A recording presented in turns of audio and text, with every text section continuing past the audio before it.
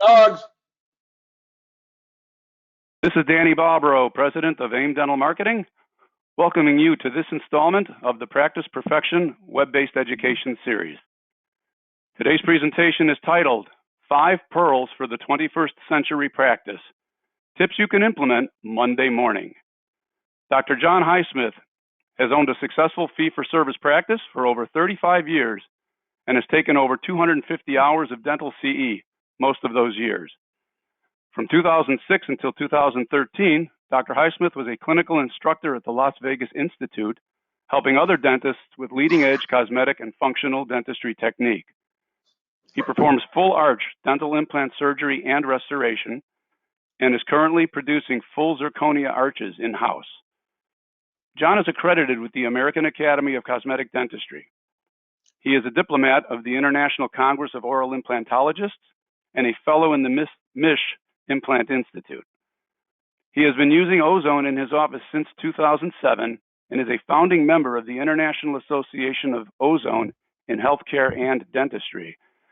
Incidentally, if you're interested in that topic, you'll want to attend our upcoming event, and I'll share more details on that later. As an attendee at today's event, you will learn how to actually have a negative accounts receivable balance, minimize patient dissatisfaction with veneers cases, maximize success with dental implant restorations, embrace the power of dental photography, and adopt a new patient-focused instead of hygiene-driven practice. Attendance at today's event entitles you to apply to receive 1 1/2 hours of PACE-approved continuing education credit. Shortly following the presentation, you will receive information on how to apply to receive your CE. To be eligible, you will need to successfully complete a brief quiz, as well as note the following course number, which is HIG082423. Again, that's HIG082423.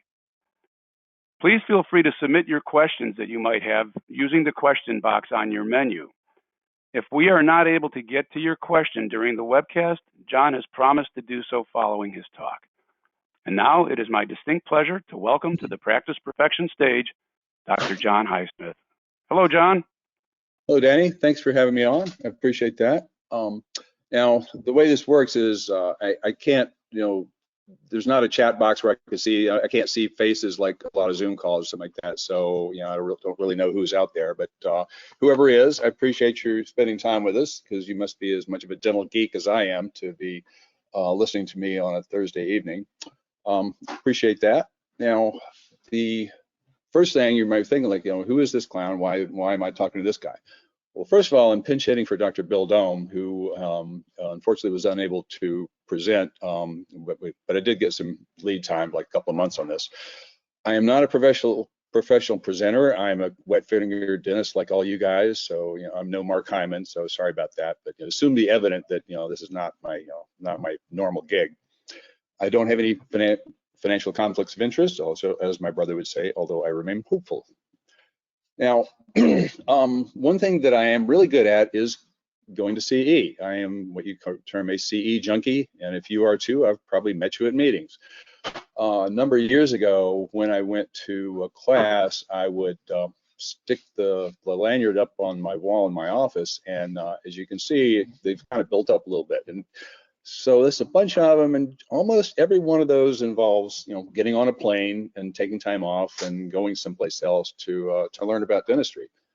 And John, before you advance that slide, I have to ask: is that a pull-up bar you've got there? Yes, it is. You've got my respect, even more so now. Anyone that cranks up has got my respect. All right, I appreciate that.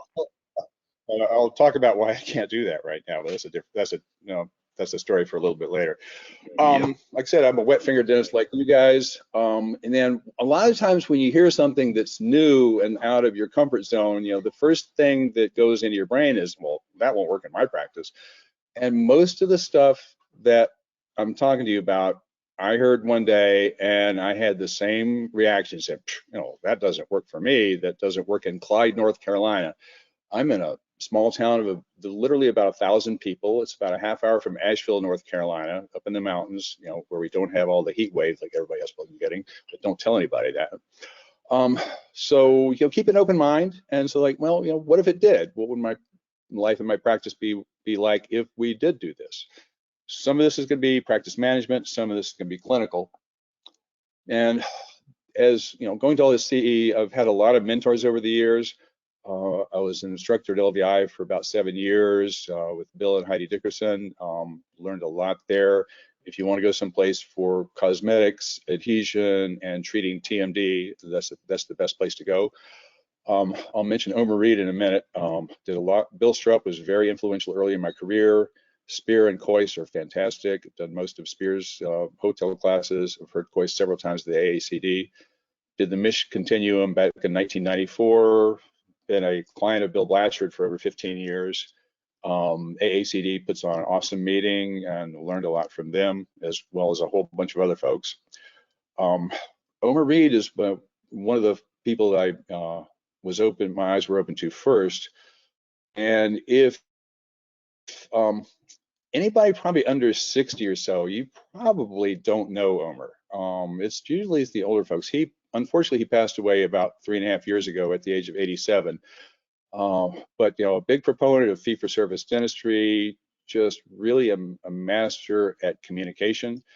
To give some perspective, this was the group of people and most of these people are dentists who flew in to attend his memorial service. So think about that. Like, how many people in your life, hopefully not zero, that you're not related to, would you get on a plane to go to their funeral or their memorial service? And it's not many. And Omer is one of those people that I and a lot of other people went to his service for. Now, if you haven't heard him or you're not familiar with him, you might want to take a screenshot. omerreed.com. That is a website where all of his recorded lectures and all of his writings from his newsletter, it's all on there archived for free. And the reason I know this is that I'm the one that put that together, and I did not want his legacy to be forgotten. So if you've never heard of Omer, you might want to take a look at that. Now, of course, in doing a presentation, the obligatory family photos, because I have to do that. Here's the fam: daughter-in-law Sierra, daughter Ivy, my current wife Sandra, well, current for 38 years and counting, although she says sometimes it feels like 39. Daughter Becky, and yours truly. And hopefully that's the only picture you see of that, since this is not a Zoom call. Good thing I have a face for radio. Here's where I hang out. Here's the office. I would love to say that I built this, but Dr. Daryl Neighbors, one of my early mentors as well, built this, and I got there about a year after it was built, and the paint was still wet. And it's like, oh my gosh, right out of school, you practiced here. So I've been there for over 38 years, and it's a wonderful design. It's a beautiful location, and we love it there. When I'm not fixing teeth, real quick, I won't take a long time with this, but real quickly, one of my passions is A, scuba diving, and B, photography.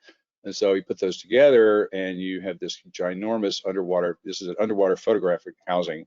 The big things on the side are flashes. The big thing in the middle is the lens, covering a wide angle lens. And if any of you ever scuba diving, you know how much fun it is. It's a great family, vacation if all the family scuba dives, which fortunately mine do. One thing that I've been doing the past couple of years is underwater model photography, where you take a model and with a long wig and a floofy dress and looking ethereal in a swimming pool, and you could do poses underwater. This is actually in the ocean off Catalina Island, which is much more challenging than a swimming pool. And you get these reflections on the top of the water, and you can do poses that you can't do on land. It is just a lot of fun. There's a little bit of milk in the water to fog it up a little bit behind the model there. And you can also play with Photoshop and make some interesting backgrounds as well. So anyway, if I'm not fixing teeth, that's usually what I do. Unless I'm doing something dumb. When back in January of this year, I was at a CE class in Puerto Vallarta, Mexico. And well, they don't have OSHA in Mexico. And just surprise. And I was running, and they had this little piece of rebar just kind of sitting there covered with construction dust. I never saw it. And these were my elbows, right and left. oh, still makes my butt pucker to look at it. This is the kind of thing that you look at, it's really interesting if it's not you. And so that was in January 21st, 5:35 p.m. In Mexico, smashed my phone in the fall as well. So great. I'm in Mexico. I don't speak Spanish. I'm by myself. I have no phone and 2 broken arms. So Wow. that was not a good day. So anyway, so that's what they look like now. But amazingly enough, I was out of work 2.5 months. But right now, I'm very functional. I'm back to work 100%. I can do any kind of dentistry I want to do, for which I'm very grateful. Message to the young folks out there: yes, disability insurance is a good idea. You never know. Your life can change in an instant, and everything is different. So just, Especially for dentists. Good yeah, advice. yeah. I'm I glad mean, you're this on the mend, John. That's terrible it's happenstance. better than it was. It's been a road. Fortunately, my wife loves me because I couldn't do anything with both arms broken. Um, Now, I know disability insurance is just stupid expensive, but it's something you really need to have. The office overhead insurance actually paid better. I had, since I'm 65, I quit my disability policy because I think it ends at 67 anyway. But when you're younger, you need the longer one. But the office overhead disability actually, came in after 30 days and wrote a nice check, which was helpful because we didn't have a lot of income that time. Also, the other thing you need to have with for a good practice is a great team, which unfortunately I do. Second for the left is Dr. Sylvia Jernigan, who basically saved my bacon during this whole process because she ran the show while I was out for several months, for which I'm eternally grateful. And my first day back in the office doing some consultations with these lovely braces on my arm, they had found these wonderful, broken arm story, $10. They were all wearing these T-shirts, which was awesome. So that was great, guys. Thank you so much. Anyway, so that's enough of that. So to dentistry. Now, if I were just pick, one thing was like that would make the biggest difference in your practice. If I could change one thing in your practice that would A, make your dentistry better, and B, sell more of it, what would that be? It would be, in my mind, a lot of things, you can think of a lot of things, but in my mind, it would be this: get a good camera and learn how to use it. Because dental photography is so critical to a higher end type practice. What are the benefits of it? There are a bunch. There are probably more that I haven't thought of on there. First is marketing. As Omer would say, it ain't doing the dentistry, it's getting the dentistry to do. So, marketing is hugely important. And if you have photographs of your own cases, that makes it a lot better. Now, you can get nice smiles like this, or portraits of your patients when you're done. And those can be very powerful. Most of you, especially the younger folks, are probably on social media, and you probably see some really amazing photographs, and you probably see some really crappy photographs. Which ones what camp do you want to be in? You want to have your work look as good as possible. And so a good photograph can showcase your best work. Now, case presentation to the patient. Now, that's also, like I said, you need to get the dentistry to do. Now, you want to show the patient a photograph of their mouth, preferably before you walk in the room, they've already looked at it for a while, so they know what's going on. Now, so they see what you see. So you walk in and they're looking at this picture like, okay, so the case has kind of sold itself, if this is what they want to do. This is something they want to change. Now, this brings out one thing that a lot of people ask, like, John, I don't need one of those big fancy cameras. I've got an intraoral camera and that does just fine. Well, it's better. It has its place. Back when those started, the young folks probably don't know this, but when the first Sony intraoral camera came out, they were $30,000. The image was not that great. It was circular and it was worth it because it sold dentistry. Patients looked at that and they'd never seen this stuff before. Now you can get a mouthwatch for $200 or $300, which is great. Now, that's okay for in the hygiene room where you want to show, the hygienist wants to show the patient all the calculus that they're missing or the crack in the single tooth or something like that.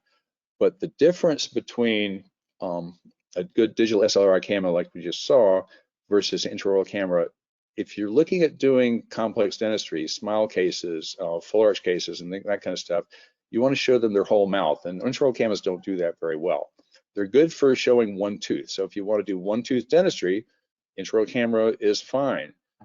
But if you want to do larger cases, you want to do cosmetic cases, full arch cases, reconstruction cases, something like that, having good photographs will help you do that. Now, one thing that my friend Mark Hyman will say, because he loves intraoral cameras, is that, well, one of the problems with doing intraoral camera, the regular camera, you got to take your gloves off and wash your hands, pick up the camera, take the picture, then wash your hands again, put the gloves on. And of course, nobody's going to do that. And here I'm in the middle of this implant surgery. This is just like 2 days ago. Just take a sterile drape, pick up the camera with the drape, and then you put it back down and rock and roll. If you're doing a restorative procedure, just grab a paper towel, pick up the camera, take your picture, and you keep going. And it's just a minimal slowdown. So that's the trick for that part. And so you can take photographs in the middle of a surgery like this or something like that, and still keep going. Okay. Insurance documentation. How many times do you do something where the reason you're fixing this tooth doesn't show up on the x-ray? Well, it happens a lot, especially cracked teeth and stuff like that. So if you have, on this kind of thing, an intraoral camera will do just fine. But showing the cracks in the teeth, showing our friends at Aetna what's really going on will make your patient's life easier, because their insurance claim will get paid better. CYA, which basically means self-preservation. Now, that's very helpful. Now, if you're in a case where the more complex the case is, and the squirrelier the patient is squirrelier a word? I guess it is now. If you're getting any sense of weirdness from the patient at all, then the little bird on your shoulder should start telling you need to be taking photographs. Case in point, I did have a case a number of years ago where something went a little sideways, not much in the big scheme of things, but the patient decided that I had done her horrible, and I'd torn her mouth up and required her to bring a gum graft, and I'd ripped everything up. Fortunately, I had a photograph to dispute every allegation that she made. And so she turned it into the board, I responded, and I sent the photographs. It went nowhere. So it's, for you covering yourself, a good, write-up, good documentation, obviously you got to do that.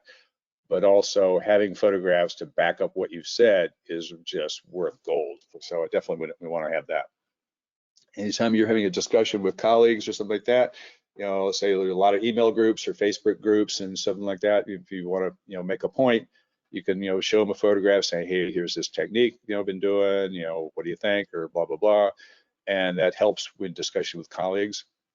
Also with communication with specialists, say you've got like a crown lengthening case, you want to send it to the periodontist or something like that.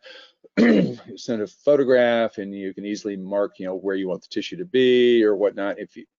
Basically, it gets their attention, because most dentists don't send this stuff. You're lucky to get, they're lucky to get, any kind of description at all, like, do gum graft number 20 or something like that. Here's a photograph of it. And so it gets their attention, and it sends them the message that you want to do good work, and, might they do a better job on your case? I don't know, but it does get their attention. It does send the message of the kind of dentistry that you want to do. And sometimes, if they get that message, then sometimes they'll refer back to you. And those are great referrals, because those patients are sold when they get in here. And of course, lab communication, shade photographs and stuff like that, that's super helpful, especially in a cosmetic case. If you make sure that it's in focus, and it's a good idea to turn the flash down about a half a stop or so. And that, because if you get it kind of washed out where everything's all kind of white, the labs can't really discern subtle differences in shade. So the little bit underexposed is helpful for lab communication. I'll talk a little bit about the flashes for that, but also make sure, because I talked with a good lab tech a while back, and asked him kind of what kind of screw ups he got from dentists. And you see the shade tab and the tooth, but you can't see the number. Is that an A1 or a B1 or what? So, make sure you can see the tabs as well. All right, where do you get this stuff? Resources are out there. Photomed they're at most major meetings. They know what they're doing. They've got a good inventory.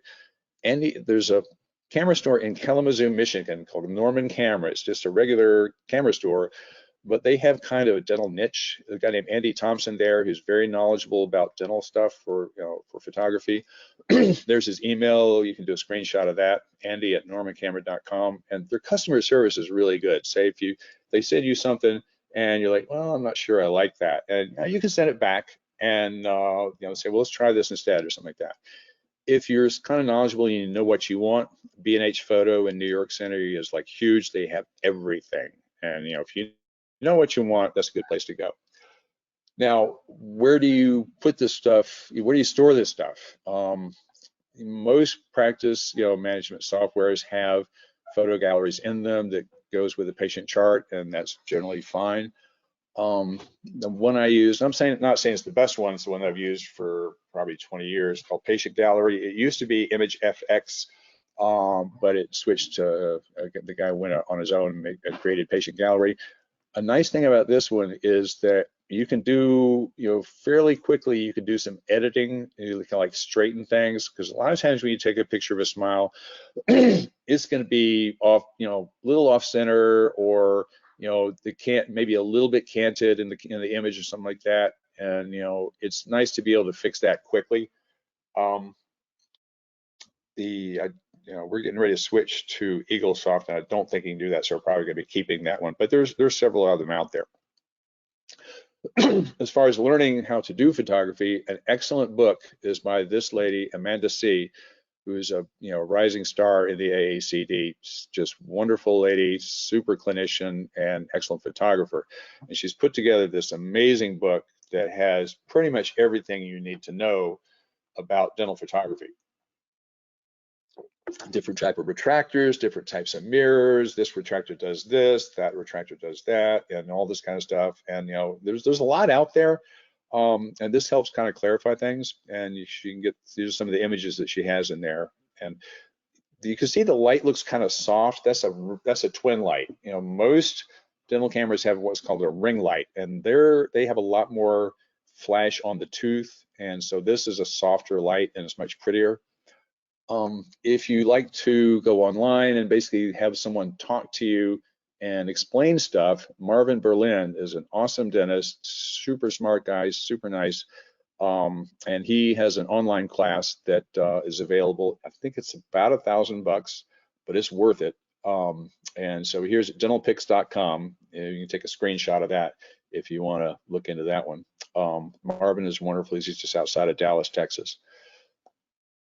And he has some veneer classes as well as this photography class. So he's a good resource as well.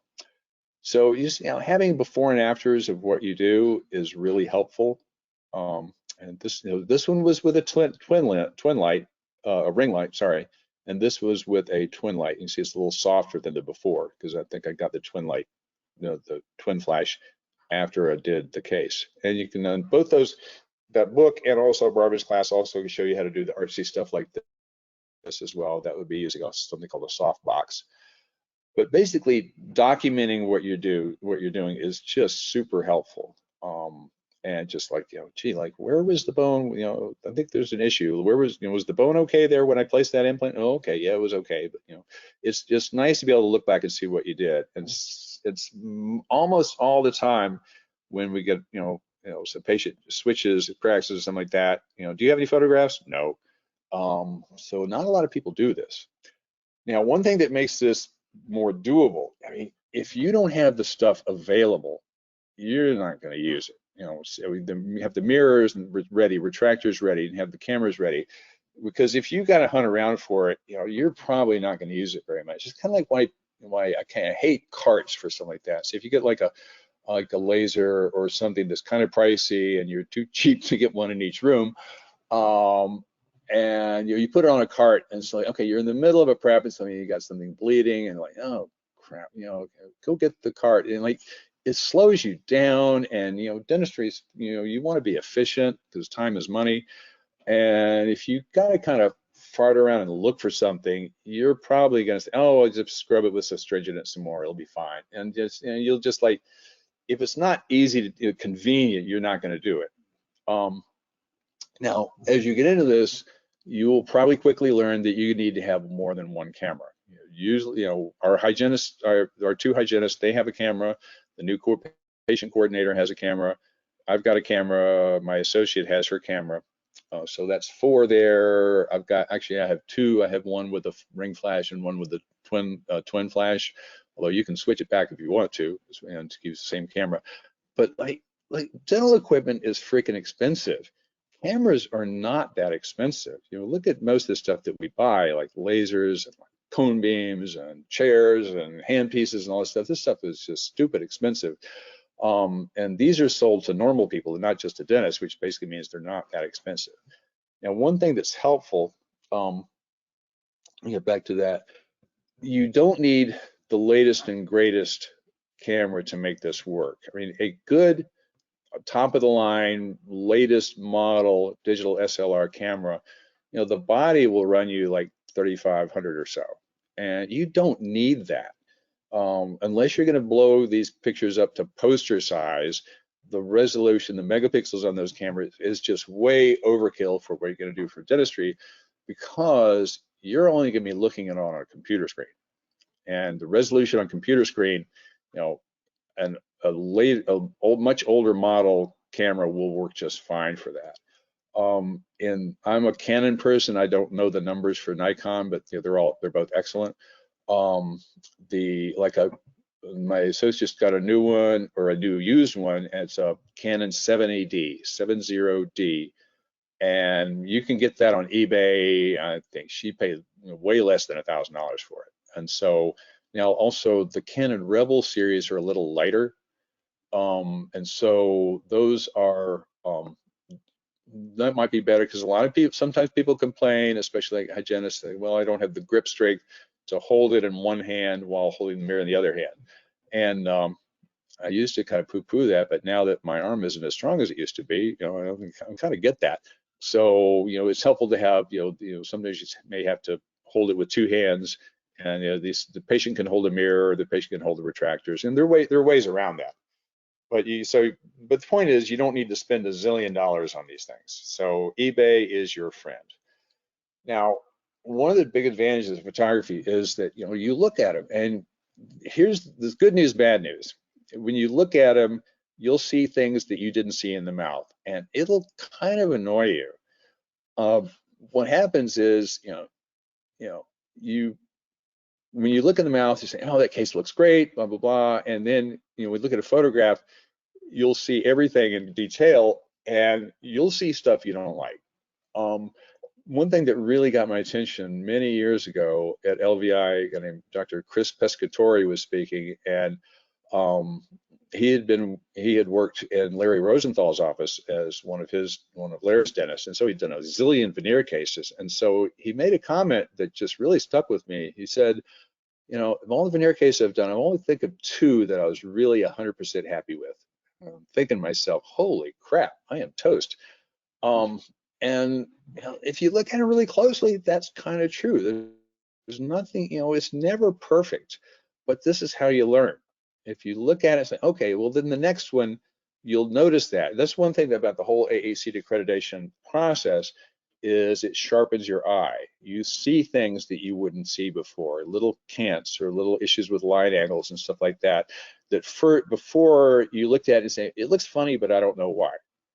And then once you go through that process and do some training on that, then you're like, okay, it looks funny and I know why, and here's how we can fix it. And that's what you want. The whole thing about, let me see. I think I've run forward a couple. Okay. Now, when in the settings, people get confused about this. If you have a digital SLR, feel free to do a screenshot of this one. It'll probably come in handy later. The most important one is that always put it on the big dial says M for manual exposure. So you're shedding the shutter speed, and you're also setting the aperture. I'm not going to get into all that stuff because that's in Marvin's class and it's in Amanda's book as well. But keep it on M, or else your exposure, it'll be horrible. Just keep it on M. That's the most important thing. And basically 2 settings: F22 if you're shooting teeth, back it up to about F10 or so if you're shooting a face. Those are the only things you need to change. Don't change anything else. All right. Now, that was fun. That was the photography thing. Now that you're on photographers, cosmetic dentistry. What scares people from doing cosmetic dentistry? And a lot of times they just fear the uber picky patient. I mean, you're worried that the patient's pickier than you are. And yeah, that can happen to anybody. And I, being AECD accredited, I tend to attract some of these people as well. So my antenna is up for them. When the patient is, looking in, holding the mouth mirror and telling you what they don't like, so what some dentists will do is they'll adjust the feed depending on how close the patient holds the mirror to their face.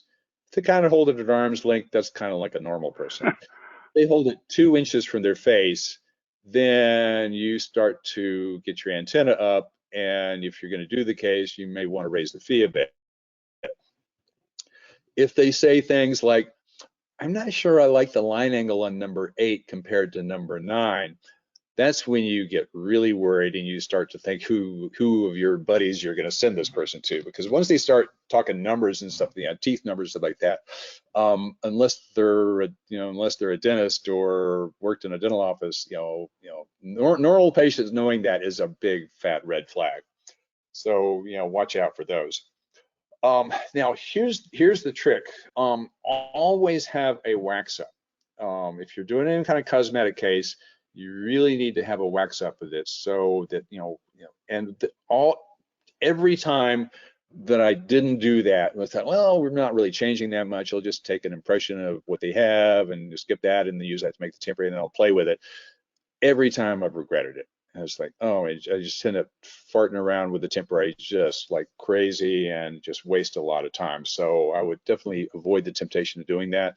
And now, since most people have intraoral scanners and all this stuff is digital, you just send a digital file to a lab and do the wax up, and they'll do like a little Siltec, stent to do your suck down temporary. Now, the key on that one is to make the temporary as close as possible to what you want the final one to look like. Length, color, contour, embrasures, line angles, everything that you can to make it as close as possible to what the final one is. Because what you want to do is then bring the patient back in after like a couple of days, maybe a week, and say, okay, Mrs. Smith, how do you like the temporary? Do you like the color? Too light, too dark, just right? Do you like the shapes? Do you like the length? Is anything that you want to change? And that's super helpful because it's plastic. You can play with it. What if they want it longer and you made the porcelain, then you're kind of screwed. So once they approve that, and if you're really smart about it, you'll have them sign off on that. I typically don't do that because I'm a little lazy, but just take their word for it. But have them approve the temporary before you go to the final, and then when the final one is in, it's kind of anticlimactic because they already know what it's going to look like. It's just going to be now it's going to not feel plasticky and weird to their tongue, and so that's helpful. Now, I'll often make, like in a cosmetic case, do the laterals a little different. Say make one a little more square, make one a little more round, a little more open embrasures, a little softer, and may ask the patients to go, these sides are a little bit different, and take a look and you just look at it at home and tell me which side you like the best. And then you let the lab know which one you want to do. It's also a good idea at that appointment to do, photographs of that one. Also measure either 8 or 9. Let the lab know which one you measured, and so that say number 8 is like 10.8 millimeters. To make sure you don't get back something that's 12 millimeters long, and then you're like, what the heck is this? Another trick is when you deliver the final is, I'll cut off number 8, and then I'll just lay the number 8 veneer in place just to make sure that it lines up with the temporary, that nothing went sideways, because if you do, then you've only taken off one temporary, and then you can, you can save a lot of time with that. Fortunately, that's rarely been an issue, but you know, it's just one of these things that makes me feel better. Now, one thing that is where you can take a potential negative and turn it into a positive. And so when we put temporaries on somebody, once we set them up, and if it's a good day, you get the happy tears, which we like. Um, so you're talking to them about, you know, how to take care of them, you know, don't chew heavy things and don't avoid heavily pigmented foods. And by the way, if you know, saffron will turn temporaries this lovely yellow color. Um, so one thing that I now tell them is, and this is pretty much exactly the way I tell it to the patient. So, you know, Mrs. Smith, you know, let me tell you what's going to happen when you see one of your friends, because if you see someone you hadn't seen in a bit or a buddy of yours that you haven't told what you're doing, and unless they're your mother, your brain has been in this process, and your brain is going to say, I mean, your nose has been in this process, and your brain is going to say, they're going to say something about my teeth. Wow, your teeth look great, or your teeth look different, something like that. And no one will say that. And so here's why. You know, people are not as perceptive as you think they are. Just think of the last guy that friend of yours, who shaved his beard, and you look at him and it's like, what did you do? And he says, I had a beard for 10 years and I shaved it off. And you feel like and it's weird. But it happens all the time. I've had, you know, one of my assistants, when we did her teeth, her husband never noticed, and she about killed him. But this happens actually two of them. But I also tell people to play with this because it's kind of fun. Because you'll look at people, and your friends will be looking at you, and you'll see the wheels turning in their head, and you'll know what's going on, and they don't, and that's kind of fun. And so one of the benefits of letting people know that it is kind of fun, and most people will say, yes, I've experienced that, which is kind of neat, and you can laugh about it. But also, if they go to all this trouble, I did my teeth and no one said anything, gee, maybe I wasted my money, and that could set up for post-purchase dissonance, and you don't want that. So, you know, that's a good example of taking something negative into making it fun. So one other thing that I hear people saying is like, oh, I don't do veneers. Veneers don't work. I have to do full crowns. Like that's a bunch. I'm sorry, that's a bunch of crap. Assuming that it's a solid tooth and it isn't like heavily filled all the way around the lingual or something like that. If I have a choice of doing a veneer or a crown, every time it's going to be a veneer. You know, why is that? It's stronger. When you remove the lingual enamel, you reduce a ton of the facial lingual strength of that tooth. And then they bite on a fork, and what happens? The whole tooth snaps off of the gum line, and then it's game over. Or the greater risk of a root canal because it's more aggressive preparation, something like that. Then you do a root canal upper lateral, and guess what happens? You know, snap. And then, you know, and like you're doing a cosmetic thing to yourself. I want to do this to make myself pretty. What's kind of the worst thing that can happen? You know, I end up losing a natural tooth. I mean, that stinks, especially if it was a virgin tooth, you know, like a lateral, and you put a full crown on it, and it's got this little toothpick left, and it snaps off, and now you're doing an implant, and oh boy, you just don't want to do that. I've done thousands of crowns, and you know, I've seen full crowns snap off at the gum line. It happens, and I hate to say it's not uncommon. You know, somebody comes in and there's a front tooth, especially upper lateral, lower anterior, and they just bit into something hard, and boom, there it goes. I can't think of a single tooth with a conservative veneer on it that's happened to, and I've done thousands of those. And so, and that's exactly what I tell patients. You know, this is why we do it this way. And you know, sometimes, you know, if the tooth's already had a crown, then basically that horse has left the barn. So sometimes you have to, but if at all possible, I would do it as conservatively as possible. Okay, switching horses. All right, so you know how to do it. Well, now you got to get it to do. Now, the one thing that, because one thing that Danny mentioned in the intro is having a negative accounts receivable. How do you do that? Where people owe you money for dentistry you haven't done yet, instead of where you've done all this dentistry and you're trying to chase down money for it. You know, that is no fun. Back in the old days, having a accounts receivable of about a month and a half production was healthy, and like, oh my God, just shoot me. That's that is not healthy in my mind. So how do you get people to do this? Now, I'm also, I'll talk about this a little more later, but I'm also sharing that this is not a big insurance independent. Ours is fee for service, and that's the way this stuff works.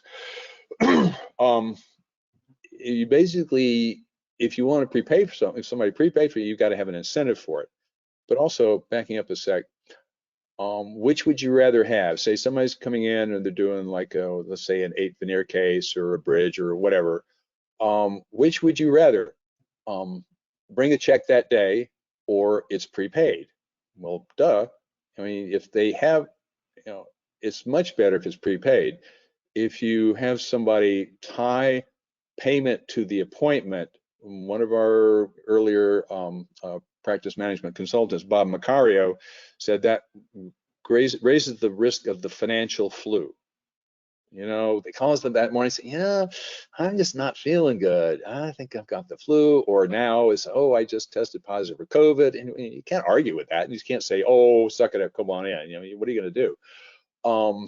If they have prepaid, that it greatly reduces the risk of them doing that unless they actually have the flu, in which you don't want them anyway. So to basically, you give them an incentive about 5%. We call it either, you can call it accounting reduction, courtesy discount, prepayment discount. You can call it whatever you want. But here's a trick that helps that. Let's say the case is $10,000. Okay, 5% of that's $500. What has more impact, 5% or $500? Well, $500 has a lot more impact. So instead of using the words, we'll give you a 5% courtesy reduction, say, here's the fee, do some quick math in your head. And so, but, if you take care of this today or something like that, then you'll save $500. And now you put yourself in the head of a reasonable person who A, wants to do the treatment, B, can afford to do the treatment, and you give them the option of saving $500, like, any reasonable person is going to do that. So it'll work better than you think. Now, this comes under the category of, oh, I can't do that. That won't work in my practice. Well, I didn't think it would either. We were, one of my mentors, Brad Durham, we were in a year-long class with him, and this is one of the things he instilled in our practice. It works great. Now, I'm not sure what kind of numbers I want to share with it, but we have a negative accounts receivable that's usually, several $100,000. So which means that I owe people that much dentistry that I haven't done yet. It's in the pipeline. We've got the wax up, or we've got the records for a full arch surgical case or something like that. It's getting worked on. But it's a lot more fun to be prepaid for stuff than it is to have people owe you money. There's an old adage that, if there's $1 between the patient and the denture, it doesn't fit. Doc, if it's not paid for, doc, I keep having these sore spots. It doesn't quite fit, and this kind of stuff. And if it's all paid for, a lot of those problems tend to go away. It's just kind of funny. So now, as far as the two different ways of handling the new patient, your new patient, switching horses again, sorry for that. The new patient, flow is incredibly important in how your practice ends up. And there are two basic categories that, the new patient-centered practice versus the hygiene-centered practice. Think of like the older doctor, just not necessarily taking new patients. He basically, all he does is he fixes what his regular patients have broken or something like that. Well, to me, that's not a lot of fun. Just fix the stuff that you did a while back and now it's broken. Or when you do that, you're going to do nothing but basically what we call onesies and twosies. You're lucky to have 2 crowns come out of that or something like that. Because hopefully the people in your hygiene department are healthy and you restored them and it lasts a long time, and they typically don't have a whole lot of problems, which would be nice.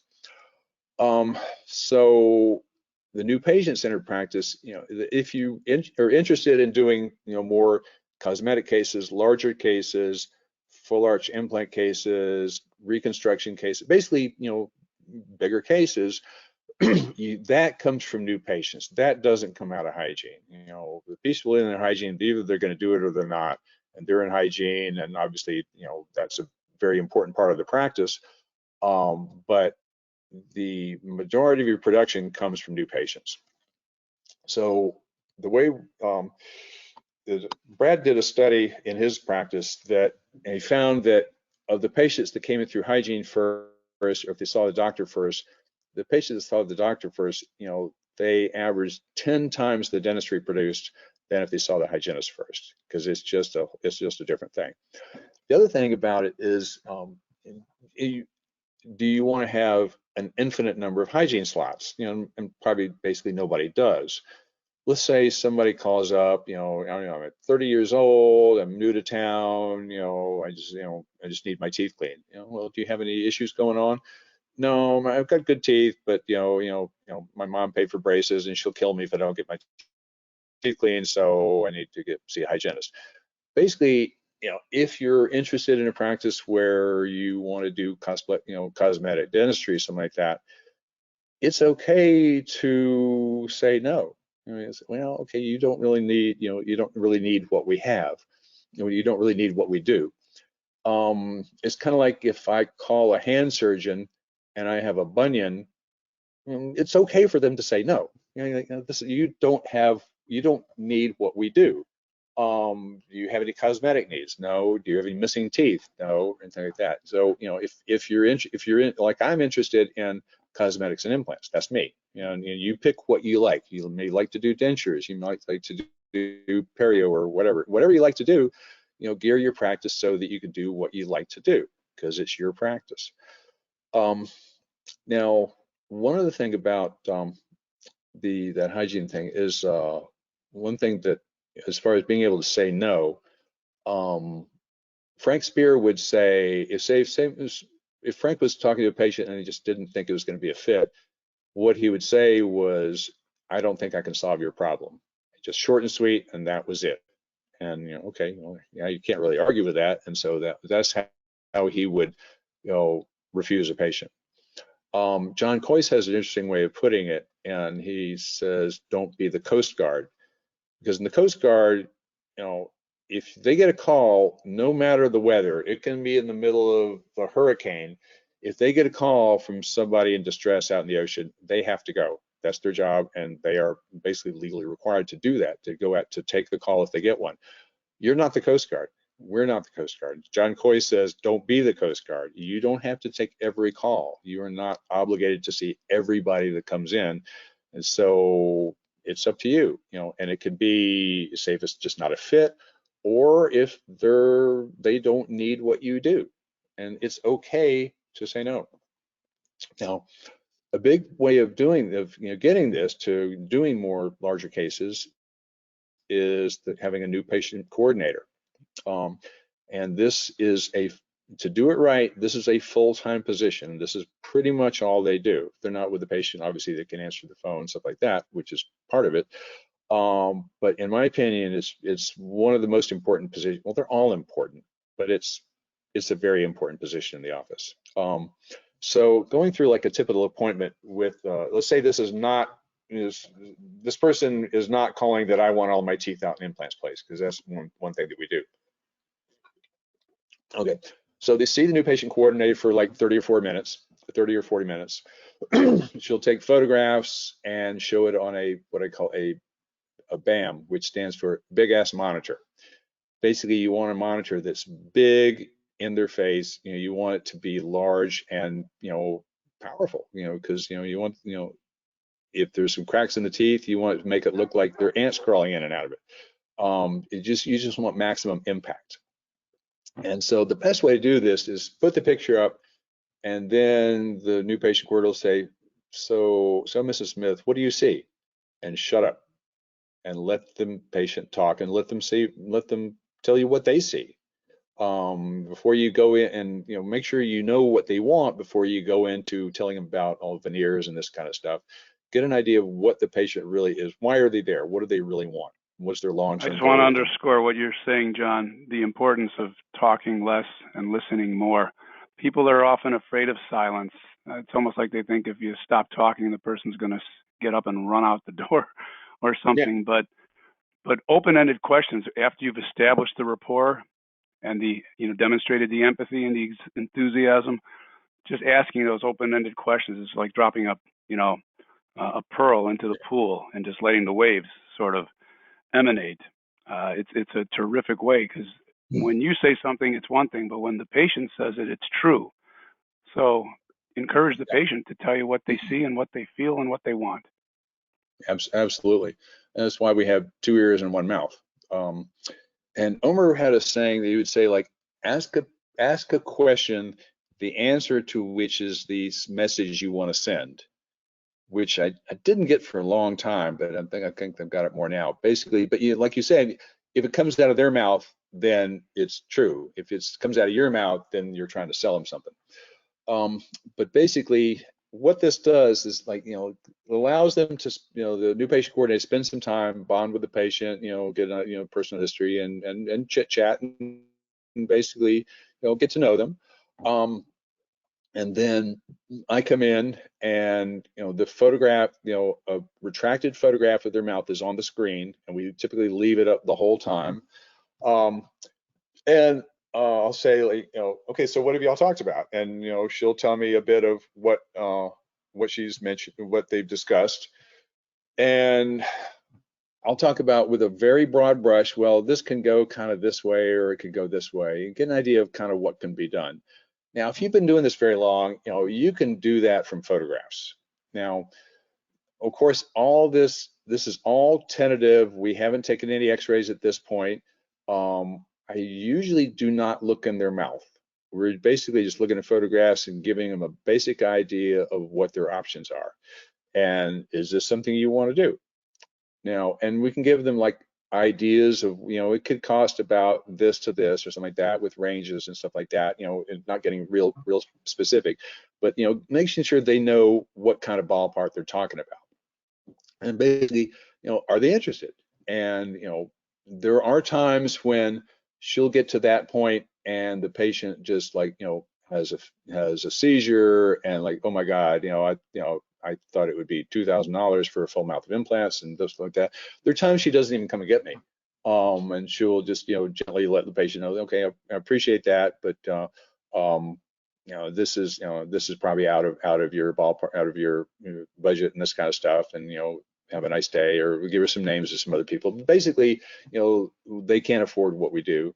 And one advantage of the system is, if that is the case, it gives you the chance to basically have more people come in that you get a swing at. The other way of doing this, the exact opposite, is basically Jay Geyer's approach at the Scheduling Institute. And, his approach, and I've heard him, and he's a sharp guy. And the idea is, like, if they're breathing, you want them in your office. I like to, weed them out a little bit more at the front and basically look, because I'm looking for certain things. I'm looking for cosmetics and implants. But, with his approach, you want to get everybody in the door and get them in hygiene. And what you end up doing is then building this, huge office, with tons of rooms, a lot of associates, a bunch of hygienists, and just a huge thing. Which, if that's what you want to do, that's fine. There's absolutely nothing wrong with that. It's just what you want, But, to me, I would probably rather jump off a bridge than run a practice like that. But that's just me. We're all different. So at this point, after I've talked with them a little bit, and then, she'll kind of go over some details with them at the end. And then, if it's a restorative thing, then the next visit will be a comprehensive exam. Because like the old Pankey philosophy was, you do a comprehensive exam on everybody and mounted models and the whole 9 yards, and you waste a bunch of time, because a lot of the times you've gone through this, long drawn out thing, and they're like, oh, I don't want to do that. Or, how do you fit that articulator in my mouth? I don't understand it. And it's just weird. So doing this approach, you don't waste a lot of time if they're not interested in. But they've been in the office for like an hour and a half, so they don't feel like they've rushed, but they don't want to, they don't necessarily need to spend a lot of time with a doctor. So that new patient coordinator needs to be someone who is a very good communicator. So if you're looking to find who in your office would be the best that person, you want the best communicator you can get. They don't need to have as much dental knowledge as everybody else, but the communication skills have to be that, and I preferably agree if with they're that, okay with, John. Just curious, yeah. so are you suggesting then that that if at all possible, you promote, you kind of hire from within, or bring It, somebody in that way? it depends on who you got. Most people would prefer to do that, but you may have to bring somebody else new for that position. Like a, a semi-retired hygienist would be good, or something like that. Um, People, as far as bringing people in from outside dentistry, real estate people are good for this kind of thing because they aren't afraid of big numbers and they've studied sales. So that's not a bad Excellent place to point. Right. go. You can't be afraid Now, of big numbers, and a lot of people yeah, are. Yep. that is true. You got, now, um, now if it's an implant, this is different. If say, I don't know if anybody out there is doing full arch implant cases, but that's one thing that I do a bit of. If that's what they're there for, or if it's just implants in general, we'll go ahead and do a cone beam then, so that at least have a conversation about, are they a candidate? Do they have any bone? There's something called osteoeconomics, which basically means the amount of bone is inversely proportional to their bank account. So if they've got a lot of bone, they got no money. They got tons of money, they got no bone. Sorry, it just seems to be the way it works. This is some examples of some of the photographs that may be on the room, maybe on the monitor when I walk in the room. And so they've already talked about this, they've looked at it, and they've got an idea of like what the battlefield looks like. And they're like, oh my God, is that my mouth? And it's like, well, yeah, it is. We just took that. All right. Now, what are the advantages of that approach? Is, one is that you can do more exams with minimal doctor time. And, like typically we shoot for like 4 new patient consults a day, but that may be a total time, my time of maybe an hour. And so, say if 2 of those move forward with significant dentistry, it's a good day. And you end up not wasting time doing a very lengthy comprehensive exam on someone who really doesn't have any interest in doing treatment. Now, one thing you got to do for this, you got to market enough to get solid new patient numbers. You got to have enough people coming in the door to do this. The Golden Proportions Marketing has done our marketing for over 20 years, and we've been really happy with them. But get someone who knows what they're doing as far as marketing, and Danny might be able to help you with that as well. I um, like to think so. yeah, okay. But like I said before, it is, you don't be the Coast Guard. It's okay to say no, and if it's someone that needs to be said no to, the earlier the better. All right, now switching horses once again. We have a lot of horses here. All right, implant stuff. I did the MISH class in 1994. I placed my first Corvent implant in 1987, so that makes it 36 years. Oh my God. Always, always, always, no cone beam, no implant, according to quote Jeff Hoos. Back, I grew up in the days before we even had cone beams. I mean, these young folks out there, this is all you've known. Like, believe it or not, there were days we did implants before we ever knew about a CAT scan or anything like that. And you would take a Panorex, put it on the light box, and they had these little templates where the implant was magnified 25% and the different lengths and sizes that they had, and you would hold it up at the Panorex, and you would draw the nerve with a pencil on the Panorex, and you would hold this thing up and say, okay, well, I think a 12 was a little too long here, and maybe a 10 will fit in here. And then when you flap the tissue, because as you know, on a Panorex, you can see height, but you can't see width. You palpate around and get an idea of what you have, but you get surprises, and you'd have to tell the patient, okay, Mrs. Smith, well, we're either going to do an implant or a bone graft today, and I'll let you know when we open the tissue. That stinks. So back, as soon as these became available, I got my first cone beam in 2006. We're on our second now, but it is so much better. And one of the things that's I hadn't put on here, but using surgical guides and stuff like that. Because I grew up before cone beams and that kind of stuff. I grew up, you would freehand everything. We didn't have surgical guides because we didn't have cone beams, and so I probably did 100 full arch implant cases freehand. I'm smarter now. I don't do that. I use for a complex case, especially a full arch case, I will use a guide now every time because it's much quicker and it's much less stressful. If you're doing an upper full arch, you angle that one in front of the sinus, and if you don't have a guide, you kind of like, well, let's measure from here to here and put it in, and you put it in, and you do a pilot drill, take an X-ray of that. No, can't quite see it. Get another angle, and it's time consuming and it's stressful. So now that I do a surgical guide, I do that on all of them. And the ones I'm using now is called Chrome. It's from Rolab, and because it's a printed metal guide, you can see around it. You can see what you're doing. The ones that are all acrylic, they're so thick. You look in there and like, well, I think there's some bone in there. Let's just drill a hole and see what happens, because you can't see underneath it. With the thin metal, you can actually see what you're doing, and that is really, really sweet. Treatment planning for implants. Many people have said, I don't know if I heard this first from Spear or Coyce or something, but it's a restorative treatment with a surgical component. Nobody comes to your office for implants. They come to your office for teeth. The implants are what hold the teeth in place. And so you got to start from where the teeth are going to go and then work backwards as far as like, do you have enough bone underneath there? And if you don't, that's why we have bone grafting. And so either learn to do grafting yourself or make friends with an excellent oral surgeon who can do good bone grafting. As far as implant design, there are a lot of excellent implants out there. They all work.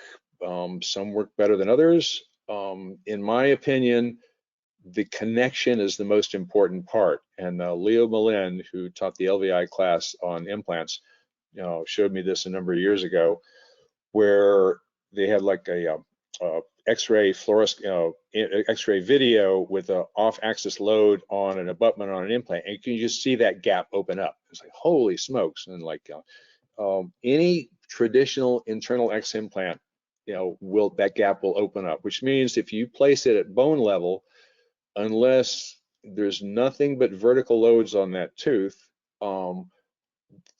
any lateral load on that tooth, you will get a gap opening up, and it acts like a cracked tooth. And you know what happens to the bone around a cracked tooth? It goes away, and so you get bone loss around it. And so I switched to Hyossen implants, Hiossen, which is a Korean implant, but it has a nice conical connection. And about 95% of my bone loss issues kind of went away as far as with the new implants. Probably better not say which one I was using before because I don't want to get sued. But it wasn't that one. But there are a lot of excellent ones out there. Because having a conical connection, I think, is super, super important.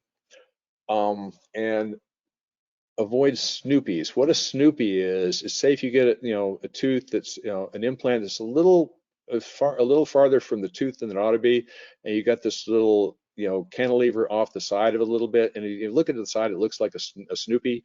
That comes from Robert Stanley, who gives an excellent implant class in Raleigh, North Carolina, called the Stanley Institute. And when you get that, you get a lateral load on it, and he calls it a snoopy, which is a great way to remember this stuff. And Robert was a PhD engineer before he went to dental school, so he comes at this from a little different viewpoint, which I think is really, really helpful. So I would, if you're into full arch implants or implants in general, that's a class I would highly recommend. As far as, I'm not sure who out there is doing full arch implants or even treatment planning them, but once you start doing those, you look at teeth differently. So if somebody's coming, sometimes we see this all the time where somebody's coming, they spent a ton of money on their teeth, bridges, crowns, root canals, apicos, the whole 9 yards, and this stuff, sometimes it kind of sometimes it fails, and it's like, do you want to do that again? And sometimes you do. And, before implants, that's what we would do because that was the only thing we had. And we're dentists, we're trained to save teeth. I mean, we just hate to extract teeth. Um, but once you start doing these, it's like, you know, sometimes patients are just kind of done with teeth. They've given up. And sometimes they've got a dry mouth and, you can restore them, but it's going to decay again. Or they may have a sugar habit that they're not willing to fix. I mean, I'm not giving up my Mountain Dews or something like that. Um, Now implants, no, there's no perfect solution. Implants are not 100%. Can you have an all-on-X case that fails? I mean, I'm sure that can happen. Um, there's the best treatment for any disease is to not get it in the first place. So, the best thing is to have 28 healthy virgin teeth, but it is what it is, and you've got to, figure out what's the best way to proceed with what you've got in front of you. And sometimes taking out the teeth is the best approach. For those that are familiar with those, the traditional way of doing zirconia full arch prosthesis is you got these little, it's called a tie base, which is like a little titanium cylinder that fits on the implant, and the zirconia thing has holes in it, and you bond the tie bases into the zirconia. And there's some issues with that. A, those can come loose, and B, you end up with a pretty big hole to go over the tie base, and that weakens the prosthesis. If it's going to break, it'll break around one of those. About a year and a half ago, it was a class by a guy named Jonathan Abenheim in New Jersey, and he opened my eyes to something that's happening in implant dentistry where they go direct to the multi-angle abutment, and so you don't use tie bases at all. So the screw holes are a lot smaller. We haven't been doing that for 20 years, but it's looking good, but I think that's the way that I'm doing it now. Another thing about doing zirconia is doing it yourself is actually a little easier than you might think. Um, what I'm doing now, and this came from that Abenheim class, is you take a puck of zirconia. This is milled out. It comes out kind of rough. Then you contour it and play with it and make some room for porcelain on the gingival. And then you center it in an oven at about 1500 degrees for like 14 hours. And then it shrinks and becomes super, super hard. And what's really cool about this is that on every puck, it says exactly how much it'll shrink to 4 decimal places. Like in the side of the puck, it'll say 1.2019 or something like that. And that programs into the computer and it mills the puck exactly that much bigger. And when it centers, it shrinks exactly that much and all the screws fit. It's the damnedest thing. It's amazing. Then you color it. There's a paint called Mio, M-I-Y-O, by Jensen that you can color with this. You can also stack the porcelain with the porcelain powder. What I'm doing now is from some classes I went to, using Mio on the teeth and using stacked GC porcelain for the teeth, and that looks a lot more. It looks a lot more lifelike. There it is in the mouth, and see it matches the lower teeth perfectly, right? Well, you didn't do the lower teeth, so anyway, and all of this gingival stuff, that's kind of for me. Now, whoops, why would you do that? The lab bill on what you see right there is, depending on the labs, I don't know, Glidewell is probably like, I don't know, like maybe 2,500 to 3,000 or so, up to say Williams Lab, probably about 6,000 or so. The lab bill on these things is kind of high. The your fixed cost for doing it yourself is about $500 for an arch. Now, but also a lot of time, because I mean these aren't quick to do. So if you have time to do it and you like arts and crafts, which I do, and I see patients 3 days a week, so I have some time to do this. This is a lot of fun. But if you're the types like, I just hate doing lab work, obviously you wouldn't want to do this. But what's interesting is the cost for buying the equipment that I just mentioned, like a 5-axis milling machine, sintering oven, vacuum, porcelain furnace, software to go with this. My check was for $42,000 for all of that. Holy smokes! I mean, back a number of years ago, I barely looked into that, and it was at least $250,000 to get into that game. It has come down so much. It is so much better. The single puck is about maybe like $200 or something like that. And then you got some porcelain on top of that, things like that. All right, one more, oh well, two more horses to jump on. Bonus systems. Personally, I'm a fan of those. I mean, not everybody is, but the way, as far as having a great team, they kind of like being paid. And I think this is a really fair way of doing it. Bill Dickerson called it the piece of the pie. Blatchford calls it the BAM system. BAM stands for bare ass minimum. And basically, I'm not going to go into the details of it, but pretty much 20% of what you bring in goes to the team. Then typically we do it on a 3-month rolling average. Now Blatchford talks about doing it on just production. I do it on an average of production and collection because we get a lot of prepays. If you get a lot of prepays, if you just do it on collections, then you pay out a lot of BAM money on work you haven't done yet, and that can be a little dangerous. But the reason for that is that I think it's real fair. When we do well, when the office does well, the team does well. And once they get a piece of this, you also need to be aware that they will run you ragged, because once they kind of get an idea of how this works and they like these bonus checks, they won't hesitate to sell dentistry for you, which is kind of what you want. Now, another thing that I've been doing since I owned the practice, we call it a power account. So 10% of every collection deposit goes into a different kind of an escrow account. And basically that one kind of builds up, so you've got a cushion. So you get an unexpected bill or a tax bill, or you need a new roof or whatever. Then you've got some cushion there that it doesn't freak you out. So I think that's a thing that, especially with the younger folks, I would definitely recommend doing that. So have 2 bank accounts, your regular checking account, and then one where you put 10% of everything into it, and it's just like tithing to yourself. Now, since this is, I'm subbing for Bill Dome, I would be remiss if I did not mention ozone. Ozone and dentistry have been using that for pushing 20 years now.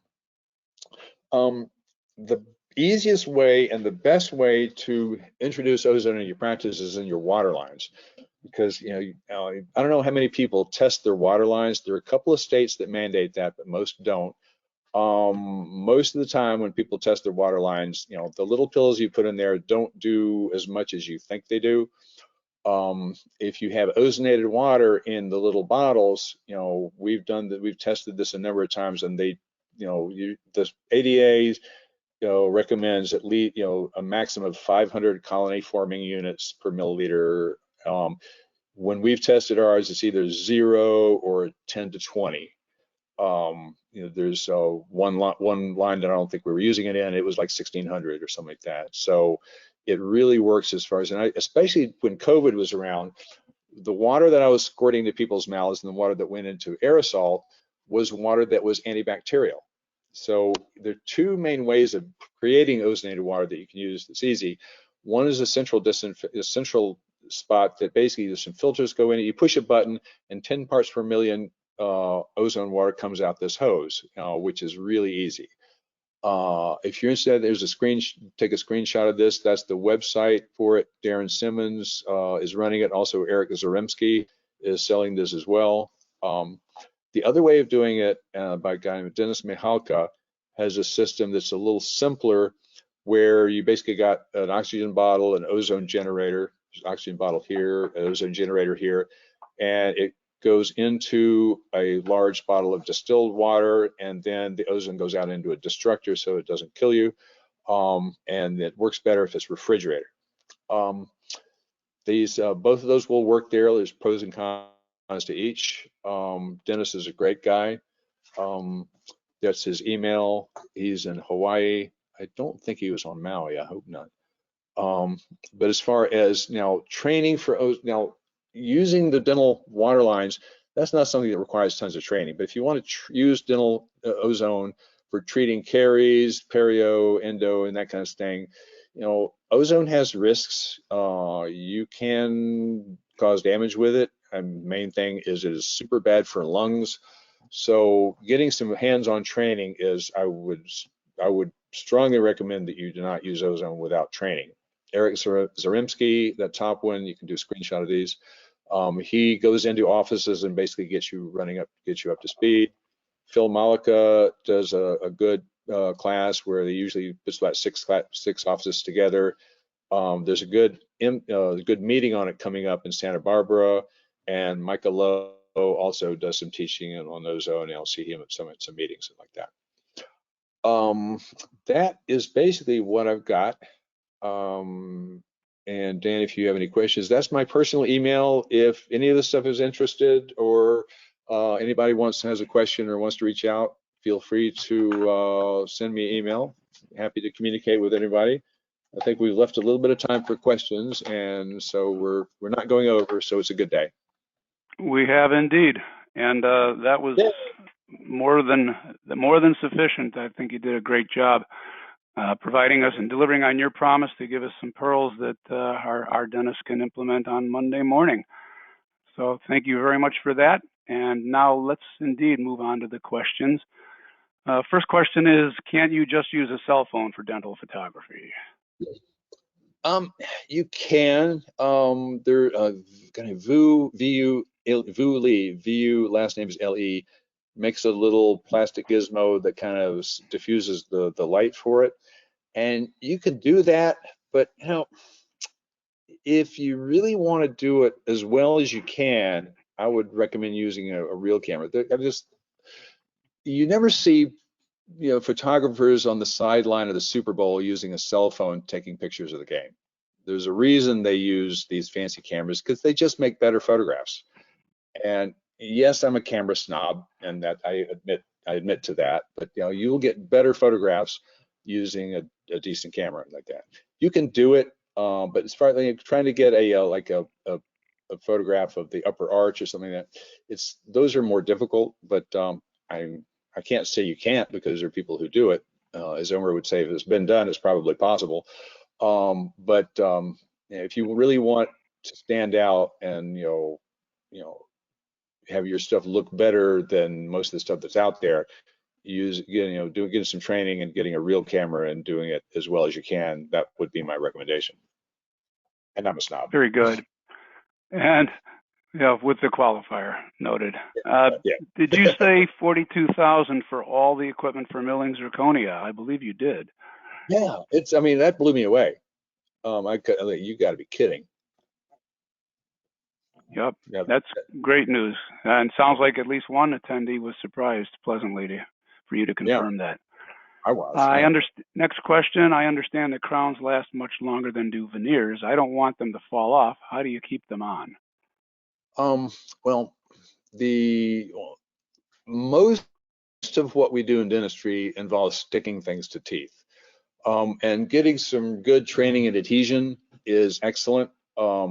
With veneers, leaving as much enamel as you can, that's certainly helpful. And going, moisture control and that whole process. Make sure that they're bonded well. Make sure you treat the porcelain correctly with silane and that kind of stuff. But the real answer is take some classes on just adhesion. LVI, there's a plug for LVI. I think it's Core 2 right now. They've changed the curriculum around. They do have one of their classes is nothing but adhesion, because so much of what we do in dentistry depends on stuff sticking to teeth. And so, learning to bond and learning how the stuff works rather than just what products to use, but what you're doing, how it works, when you want it dry, when you want it moist, and this kind of stuff. Every dentist really needs to know that stuff inside and out. And Agreed. Also controlling the occlusion. Yeah. Indeed. Do you have experience of ozone reversing the need for root canal therapy? The preventing, yes. Reversing, no. Once it's dead, it's dead.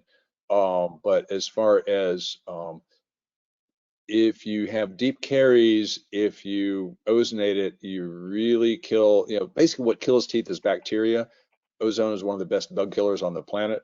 Mark Malterud in Minnesota did a series in his practice of well over 100 teeth with pulp exposures with ozone and Theracal over the top of it with restorative material over the top of that. And I don't remember the number, but the number of root canals on those was very few.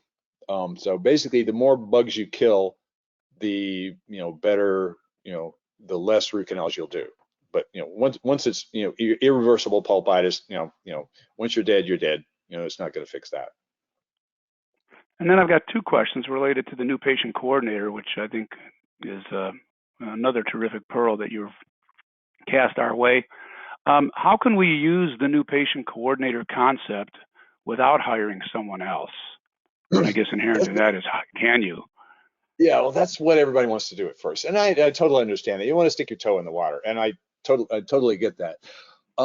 Just get the best communicator, and then just do some cases like that where now you're gonna you see the patient first, get to know them, talk with them, and get some photographs. I'll come in for 15, 20 minutes, something like that, and then you kind of close it from there, and then bring back for a comprehensive exam if that's what they want to do. You can do that, and that's what most people are going to do, because most people don't just jump out of the plane until they're sure their parachute's going to open.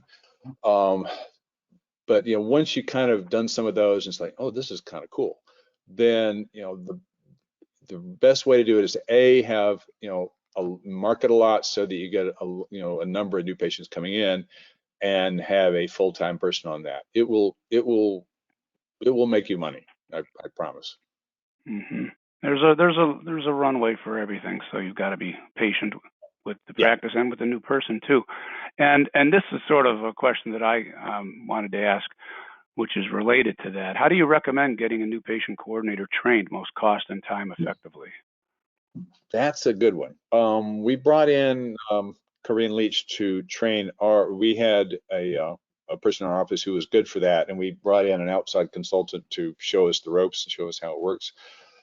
I don't know anybody out there who does this. Rick Coker has, one of the original awesome new patient coordinators, who's mostly retired now. If you're in Dallas, near Dallas, Texas, Mary Paroline could probably come to your office and show them how it works.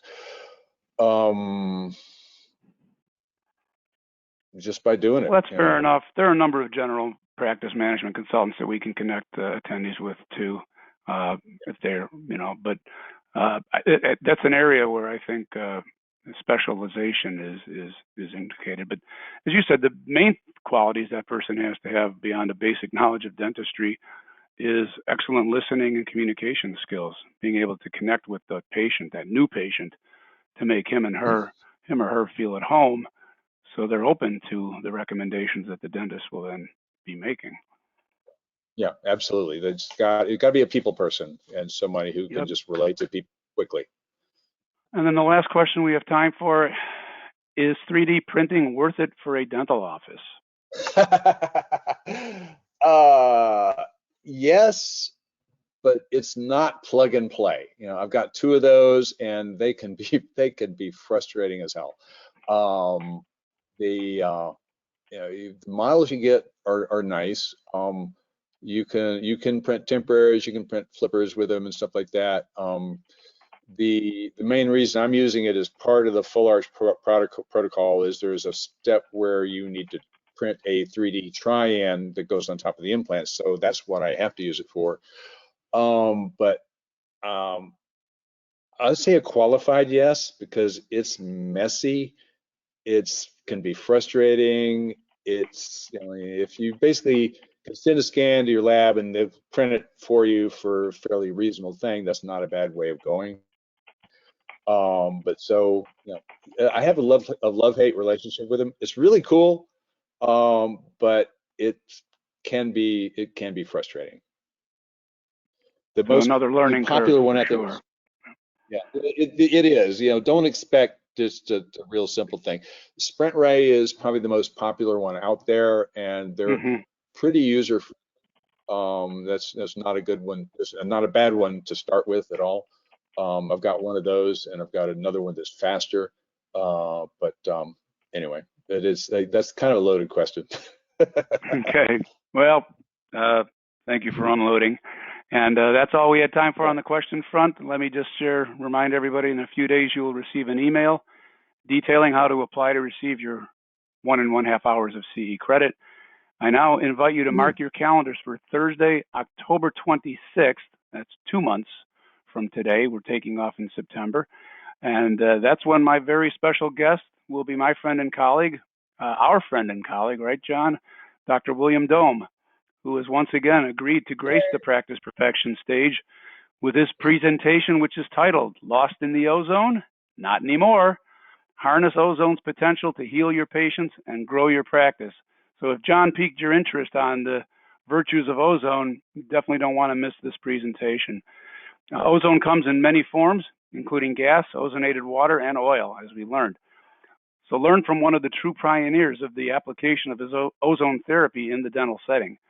As an attendee, you will learn how this completely legal treatment can have a positive impact on every aspect of your practice, including caries control, reversal and prevention, periodontic therapy, aesthetics, yes, endodontics, and implant dentistry. It all happens on Thursday, October 26th at 6 p.m. Central Time. Until then, this is Danny Bobrow, thanking you for your commitment to practice perfection, and thanking you once again, Dr. John Highsmith, for a terrific presentation. Thank you. Goodbye, everybody.